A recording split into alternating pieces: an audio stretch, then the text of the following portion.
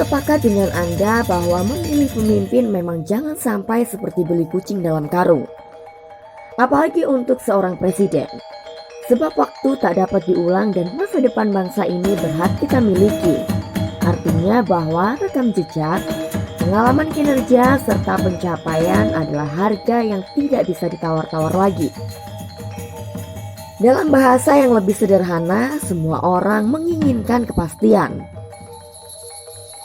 Jika melihat survei yang ada, masyarakat hari ini ternyata banyak yang berharap bahwa pemimpin yang akan datang mampu menyediakan lapangan kerja seluas-luasnya.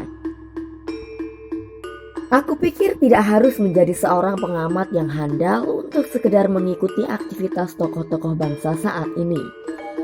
Lebih-lebih kita hidup di zaman dengan guyuran informasi yang begitu melimpah seperti bah. Kita tidak perlu menafsirkan mimpi Susilo Bambang Yudhoyono dengan primbon Jawa maupun Feng Shui untuk menyimpulkan bahwa suasana hati mantan Bapak Presiden itu sedang dirundung kegalauan misalnya. Begitupun untuk melihat siapa di antara para kandidat capres yang paham tentang persoalan klasik soal lapangan pekerjaan.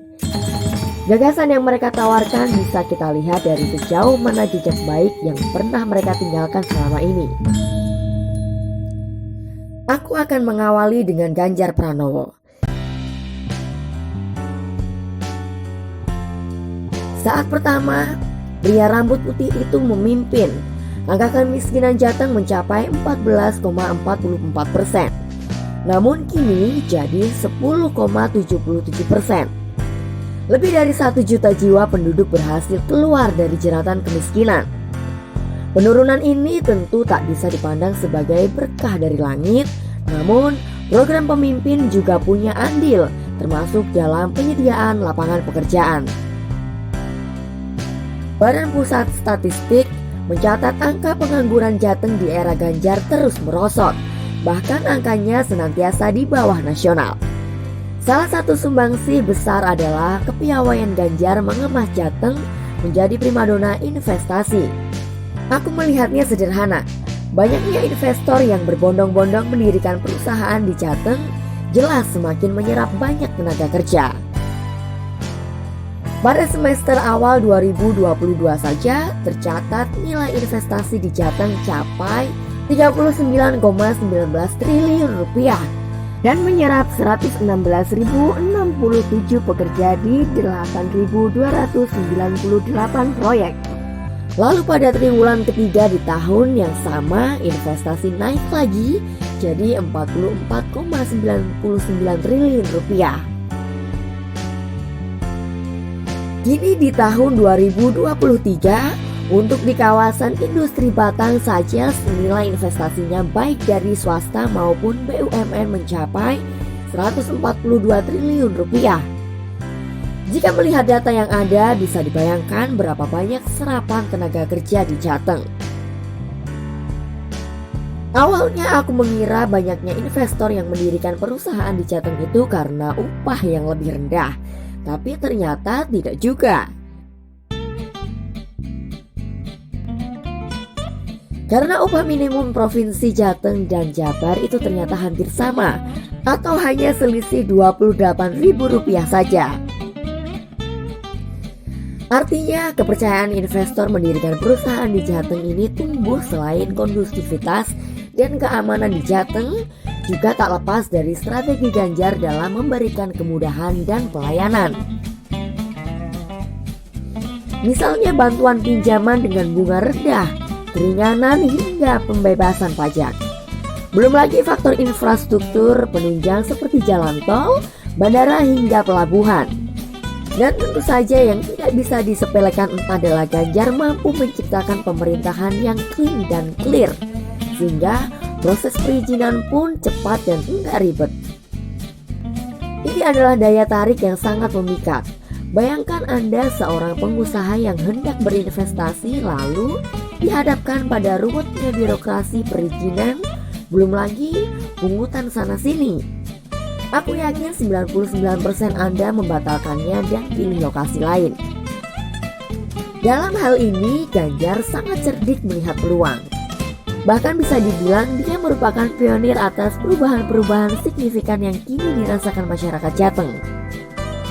Satu lagi yang mungkin tidak banyak diketahui soal keperpihakan Ganjar dalam menyediakan lapangan pekerjaan, bahwa selama ini dia mempersiapkan betul anak-anak SMK di Jateng yang hendak memasuki dunia kerja, yakni lewat sistem IJON, di mana sekolah bekerja sama dengan perusahaan untuk membekali para siswa ilmu dan keterampilan sesuai kualifikasi yang kelak dibutuhkan pihak perusahaan.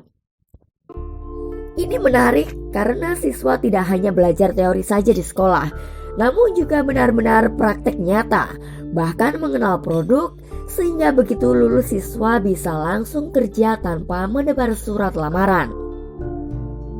Sebaliknya, perusahaan pun diuntungkan karena tidak perlu melatih karyawan siap kerja, sebab mereka sudah mendapatkan keterampilan dan ilmu saat jenjang pendidikan.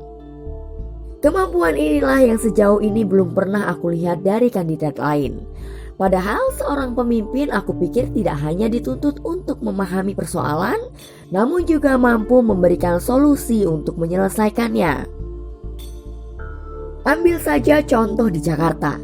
Program OKOC milik Anies Baswedan dijanjikan selain menyerap banyak tenaga kerja, juga melahirkan 200.000 wirausaha baru. Itu adalah mimpi yang bagus untuk menyelesaikan ketimpangan di tanah metropolitan. Namun eksekusinya justru terkendala di tengah jalan. Ya, namun kini program tersebut tampak seperti tak bertaring. Swalayan OKOC Mart yang pernah digembor-gemborkan kini kondisinya tidak sesuai harapan. Artinya untuk mewujudkan sebuah gagasan sangat dibutuhkan komitmen yang kuat. Dan komitmen itu tidak aku temukan pada Anies Baswedan. Dia pernah bilang, membangun Jakarta yang paling penting adalah membangun manusianya, bukan fisik.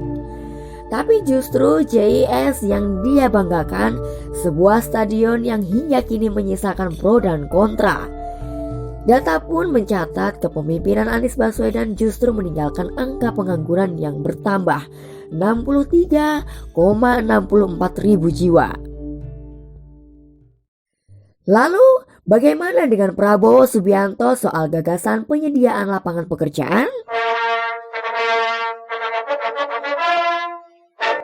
Tak banyak yang bisa diceritakan karena pengalaman Prabowo paling banyak di militer.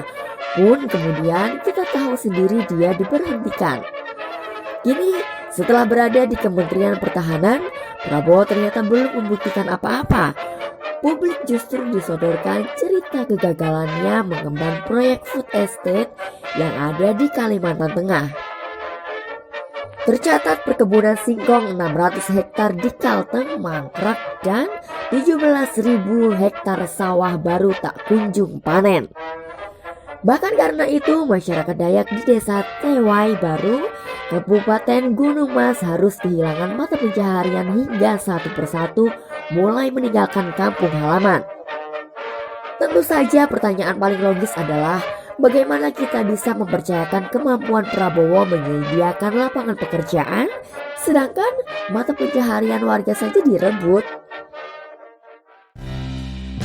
Kira-kira itulah yang bisa dijadikan ukuran untuk melihat gagasan para kandidat capres kita dalam soal penyediaan lapangan pekerjaan. Rekam jejak dan kinerja selalu menjadi bukti kematangan seorang pemimpin. Mungkin benar bahwa tidak ada pemimpin yang sempurna di dunia ini, tapi pasti ada yang terbaik di antara semua pilihan yang ada di depan mata. Salam Sobar Dialog.